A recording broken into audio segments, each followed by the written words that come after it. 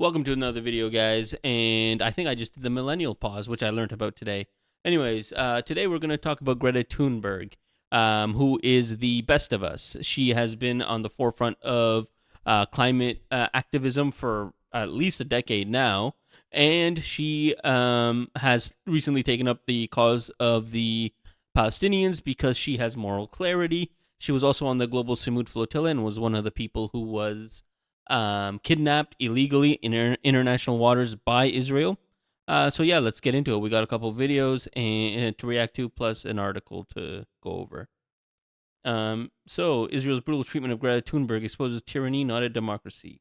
In a brazen act of state piracy, Israeli forces stormed the peaceful Sumud Freedom Flotilla in international waters, illegally seizing ships filled with humanitarian aid and kidnapping their crews. Among the 462 humanitarians snatched from the open sea was Greta Thunberg, a global symbol of moral clarity. Her detention was not an anomaly, it was deliberate, calculated lesson in Israeli impunity. Exactly. It really feels like that Israel doesn't have to abide by international law. They do have to, but no one's holding them accountable when they break it. Anyways, what happened to her and her fellow activists in the darkness of custody strips away the carefully cultivated facade of the only democracy in the Middle East. Now, I don't quite. It's hard for me to add like the cultivated facade because a facade is the outward appearance of something, right? And nobody actually believes that Israel is the only only democracy in the Middle East. I don't think there are many fair democracies in the Middle East. But that being said, Israel is definitely not a democracy.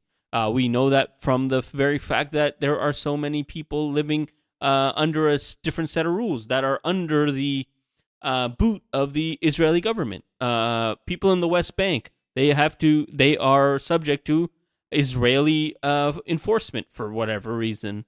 The 20% in Israel, you talk to those Arabs, the Palestinian Israeli citizens, that all the Israelis like to point to because they're a tool, but they never grow past 20%. There's a reason for that. You talk to them and they'll tell you how they are treated. Yeah, maybe on paper, a lot of the second laws that they have to abide by are being written out, right? Like they're becoming equal citizens, but they're still treated like second class citizens. Anyways, also, if you talk to a person, a Palestinian who was born in Israel and has left, they feel safer to actually talk about their experiences. And they know that there is this bubbling cauldron of hatred underneath the surface of Israelis directed towards them. But they are protected in the fact that Israelis need them to try and counter the narrative that they are an apartheid state, which they are. So calling it a facade of the only democracy in the Middle East is a bit liberal because the facade really just doesn't hold up. Anyways, to reveal the brutal face of militaristic, can't read today, state that operates with utter contempt for international law and human dignity. Let's be clear, this was not a simple interception. This was the kidnapping of a civilian mission witnessed by the navies of sovereign nations. Turkey was there, Italy was there, Spain was there. They didn't enter the Gazan waters because they didn't want to cause an international incident, I guess, but realistically, they're just all talk and no action. Anyways, and for what crime? The crime of carrying medicine and food to a starved and besieged population in Gaza. Israel's subsequent claim that there was no aid is grotesque. Easily disproven lie, one laughably contradicted by its own offer to offload the very supplies it first claimed didn't exist. This is not about security. It is about maintaining a cruel and illegal blockade by any means necessary. The testimonies that have emerged from the ordeal are not merely allegations. They are a chorus of horror describing a deliberate system of abuse. Detainees, including lawyers, journalists, and elected officials, were dragged by their hair, forced to crawl, and denied basic sustenance. They were subjected to psychological torment, forced to kiss the Israeli flag under duress, a vile act of nationalist humiliation. There's also, I don't think we touch on it, but there's also a a Malaysian activist who was on the flotilla who was forced to drink toilet water. Right now, this is what they're doing. We're going to get into this later, but this is what they're doing to people who have a platform, who have eyes on them, who have the backing of having a passport with a government that can and a foreign affairs department that can intervene on their behalf. Right? Palestinians don't have that. Imagine what Palestinian children that are being held in what they call administrative administrative detainment. I think. Oh my god, I can't forget what it's called. But basically, they're being held with no charge and no cause. Essentially, hostages, children. Imagine what they're doing to them. Imagine how they're going to come out of this. They're going to be like mentally. I don't know how you survive this. How you come out of this being a well-adjusted human being. And so when someone grows up and decides they want to be a resistance fighter, whether we agree with what the group does or doesn't do, you cannot blame the kids who watch their parents get murdered, watch their family get obliterated, get treated like absolute garbage by the IDF while they're imprisoned. I mean, there was a boy that came out of he was in one of the hostage exchanges. He came out with 2 broken arms. They broke both his arms. And I think he was like 12 or 13 years old. This is what Palestinians have to deal with. And so when they grow up to become resistance fighters, can we blame them? And people are going to clip this and be like, hey, listen, this guy likes when Hamas goes after civilians. Clip it. I don't care. The truth is the truth. You cannot blame them for finally breaking and becoming resistance fighters to fight against the very oppression they had faced as children. I mean, it would be your moral obligation to make sure the next generation of Palestinian kids don't get abused the same way you were. Anyways, and they did this to Greta Thunberg, one of the most recognizable faces on the planet. They dragged her, they beat her, and tried to break her spirit.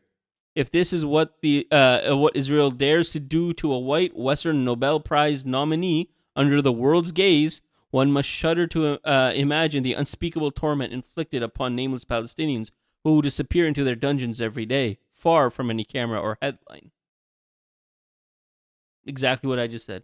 I mean, we wrote this, so obviously. Anyways, Israel's routine denials are an insult to our intelligence. But this time, their own government tore the mask off. While the foreign ministry spouted empty platitudes, the fascist-minded national security minister Itamar Ben Gvir, a convicted terrorist. By the way, no one ever brings this up. Itamar Ben Gvir, who is their national security minister, is a convicted terrorist. And whenever I write about Ben Gvir, I make sure to note that he's a convicted terrorist, because he is. Openly gloated, mocking the detainees, and proudly declaring they deserve the conditions of terrorists. His vile celebration exposed the truth. The humiliation was not a mistake. It was the policy. It was the point. The world watched as naval ships from Turkey, Italy, and Spain stood by, acting not as protectors, but as passive observers. A stark metaphor for the international community's cowardice. Meanwhile, the flotilla movement grows. New boats have set sail, carrying the same righteous demand for freedom that Israel will inevitably meet with the same brutal force. The message from Israel is chillingly clear. Your passports, your fame, your international law mean nothing to us. We will hijack you in international waters. We will abuse you in our cells, and we will lie to your faces.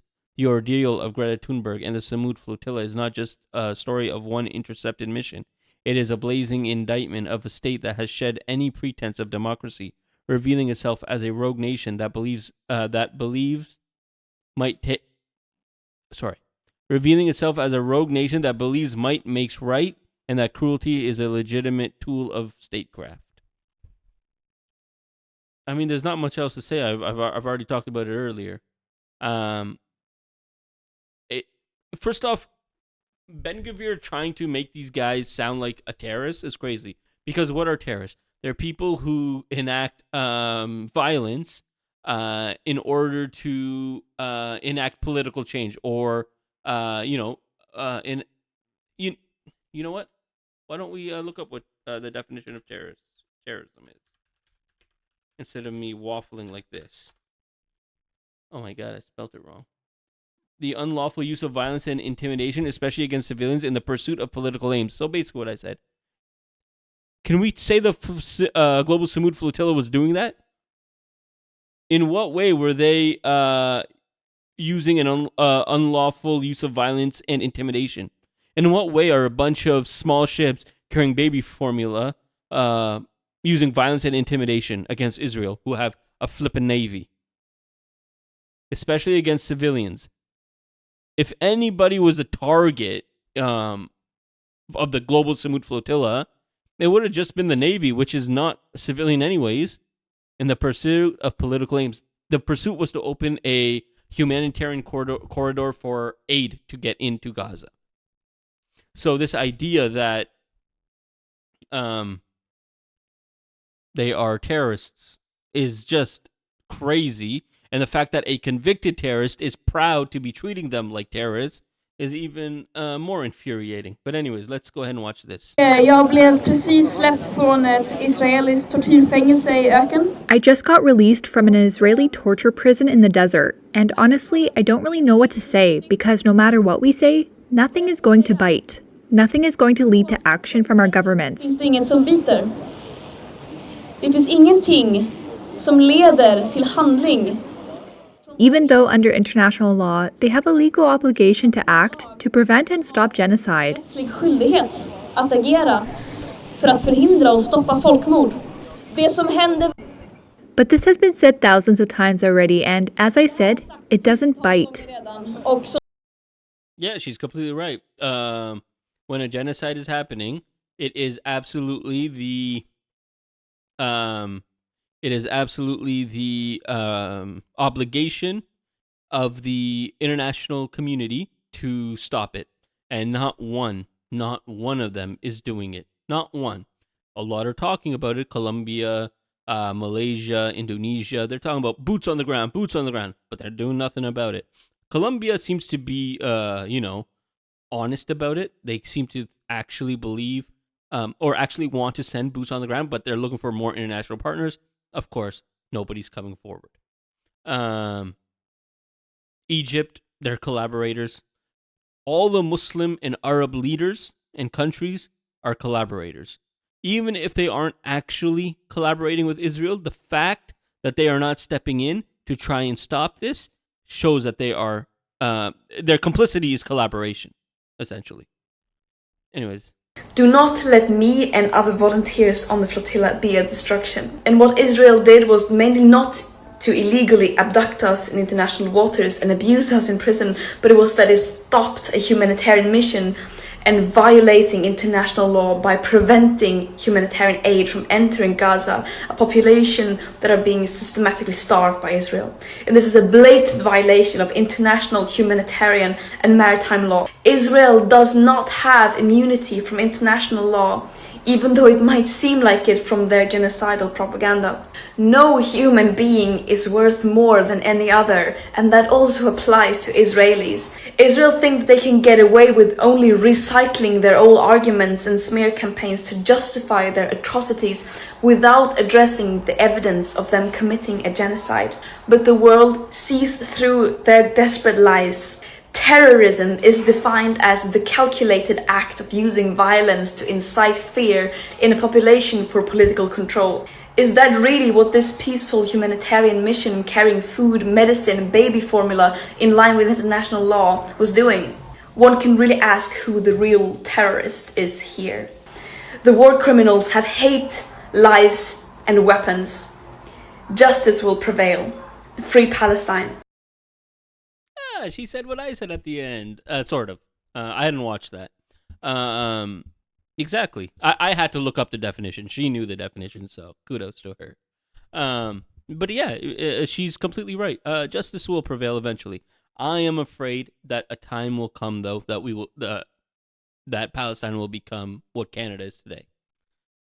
You know, Canada was created under genocide of the Native Americans, and now before performance or anything, any type of speech or anything, we we stop and acknowledge that we are on illegally obtained land, and it actually belongs to the Mohawk people or whoever. I don't actually know the natives who actually have a rightful claim to the land that I live on, which is unfortunate. I should probably do more research in that.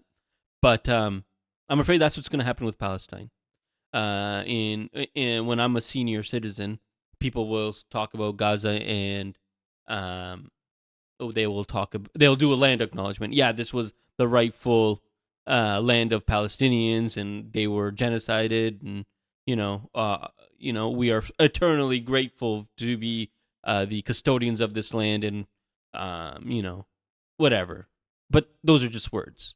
When the prime minister talks and does that land acknowledgement, yeah, you acknowledge it, but like, are we going to give the land back? Nope, we're not. So, we can't let that happen. We weren't alive to stop the genocide back then, and we don't know if we would have.